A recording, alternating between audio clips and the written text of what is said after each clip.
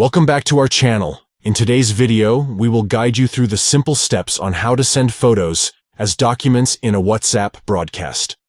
So, let's get started. Step 1. Open WhatsApp on your Android device.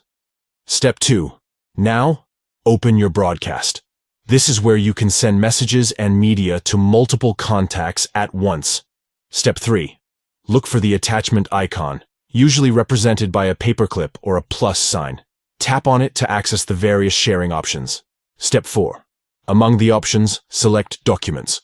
This will allow you to send your photo as a document rather than a regular image. Step 5. Next, browse through your device's gallery or file manager to find the image you wish to share. Once you've located it, tap on it to select it. Step 6. Finally, click on the Send arrow icon, usually located at the bottom right corner of the screen. Your photo will now be sent as a document in your WhatsApp broadcast, and there you have it.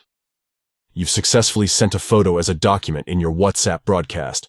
It's a great way to share high-quality images without compromising their resolution.